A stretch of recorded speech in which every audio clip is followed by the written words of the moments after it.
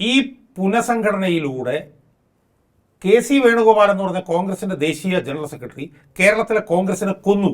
ഇതാണ് എനിക്ക് പറയാനുള്ളത്. അതെന്തുകൊണ്ട് അങ്ങനെ പറയുന്നു? ചിലരൊക്കെ അതെ, തീർച്ചയായിട്ടും ചില നിരീക്ഷണങ്ങളൊക്കെ വരുന്നുണ്ട്. ഇപ്പോൾ ഇത്തരത്തിലൊരു അടിമുടി മാറ്റം വേണ്ടിയിരുന്നില്ല. തദ്ദേശ തിരഞ്ഞെടുപ്പ് വരെയെങ്കിലും നിലവിലെ സ്ഥിതി തുടരാമായിരുന്നു. കെ സുധാകരനെ പോലെ മുതിർന്നൊരു നേതാവിനെ മാറ്റിയിട്ട് ആരെ കൊണ്ടുവരുന്നു എന്നുള്ള ചർച്ച വളരെ പ്രസക്തമാണ് എന്നുള്ള നിരീക്ഷണങ്ങളൊക്കെ വന്നിരുന്നു. അതിനിടയിലാണ് നമുക്ക് ഉയർന്നു കേട്ട രണ്ട് പേരുകളെക്കുറിച്ച് നമ്മൾ സംസാരിച്ചിരുന്നു. അതായത് ആൻ്റണിയുടെ പേര് കേട്ടു. അപ്പോൾ അതിനെക്കുറിച്ച് നമ്മൾ കാര്യങ്ങളൊക്കെ പറഞ്ഞിരുന്നു കഴിഞ്ഞ ചർച്ചയിൽ. അത് നിരവധി പേർ അതിൻ്റെ അഭിപ്രായം രേഖപ്പെടുത്തി വരികയും ചെയ്തിട്ടുണ്ട്. അപ്പോൾ സണ്ണി ജോസഫിൻ്റെ പേര് വന്ന് ചെറുതായൊക്കെ കേട്ടിരുന്നു. പക്ഷേ ഇദ്ദേഹം KPCC പ്രസിഡന്റ് ആകും എന്നുള്ള വലിയ രീതിയിലുള്ള അഭിപ്രായങ്ങൾ കേട്ടിട്ടും ഉണ്ടായിരുന്നില്ല. എന്തുകൊണ്ടാണ് ഇത് കോൺഗ്രസിനെ തകർക്കുന്ന അല്ലെങ്കിൽ കൊന്നു എന്നുള്ള ഒരു അഭിപ്രായത്തിലേക്ക് വരാൻ കാര്യം? കൊന്നു എന്ന് പറഞ്ഞാൽ അത് ഏറ്റവും ഷാർപ്പായിട്ടുള്ളൊരു അഭിപ്രായമാണല്ലോ. കൊന്നു എന്ന് തന്നെയാണ് ഞാൻ പറയുന്നത്. ഞാൻ ഈ വിശദീകരിച്ചു തരാം. ഇപ്പോൾ KPCC പ്രസിഡന്റ് മാറി,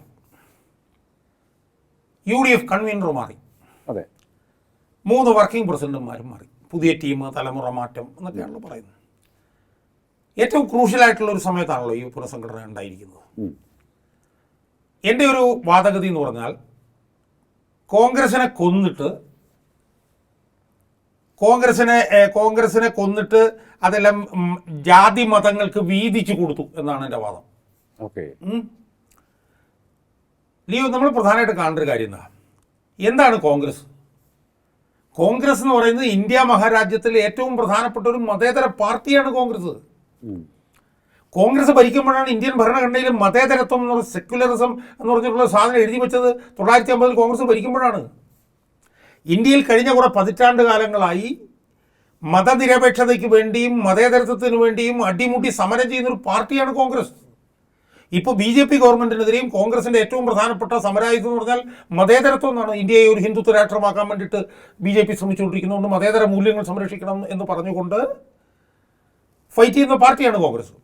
കഴിഞ്ഞ തെരഞ്ഞെടുപ്പിൻ്റെ സമയത്തോ അതിന് മുമ്പാണെന്ന് എനിക്ക് തോന്നുന്നു, ഭരണഘടനയിൽ നിന്ന് മതേതരത്വം എടുത്തു കളയണം എന്ന് പറഞ്ഞ് BJP ഇറങ്ങി എന്ന് പറഞ്ഞ് അതിനെയൊക്കെ സംരക്ഷിക്കാൻ വേണ്ടി നടക്കുന്ന ഒരു കോൺഗ്രസ് തങ്ങളുടെ ഏറ്റവും പ്രധാനപ്പെട്ട സമരായുധമാണ് മതേതരത്വം സംരക്ഷിക്കുക എന്ന് പറയുന്ന കോൺഗ്രസ് ഇവിടെ പുതിയൊരു KPCC പ്രസിഡന്റിനെ കൊണ്ടുവന്നിരിക്കുന്നു.